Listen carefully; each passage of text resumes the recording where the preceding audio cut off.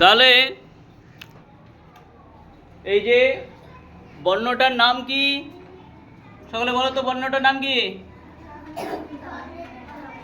খণ্ড। খণ্ড মানে কি? ভাঙা। এই তয়ের উচ্চারণটা পুরোপুরি আসবে? পুরোপুরি আসবে না। এই তয়ের উচ্চারণটা কি হবে না? পুরোপুরি আসতে পারবে না।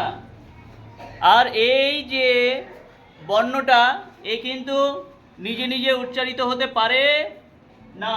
নিজে নিজে উচ্চারিত হতে পারে না।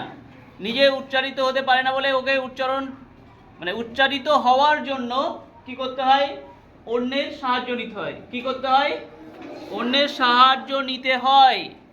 দেখো এইখানে কিছু শব্দ লেখা আছে, যেমন বৎস।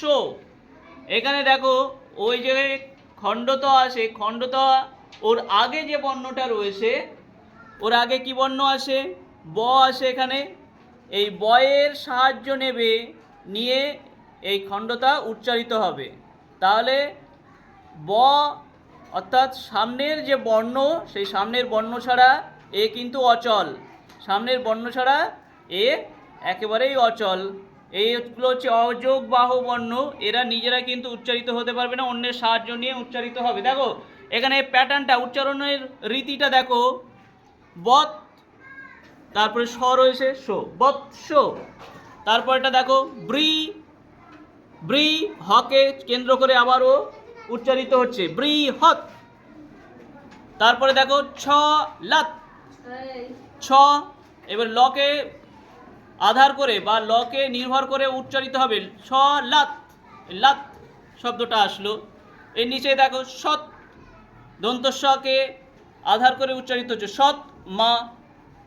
কুৎ, সা, হ ঠত, হ আলাদা উচ্চারণ হয়ে যাচ্ছে, আর ঠা এর সাথে খণ্ডতা উচ্চারিত হয়ে একসাথে হঠাৎ। দৈবাত, দই। তারপরে বায়কে নির্ভর করে উচ্চারিত হচ্ছে, ঠিক তেমনি জগৎ, তেমনি তড়িৎ, ঈষৎ, বৃহৎ, বৎস, মৎস্য, উৎস, শরৎ এবং মহৎ। তো এইগুলো খেয়াল রাখবে।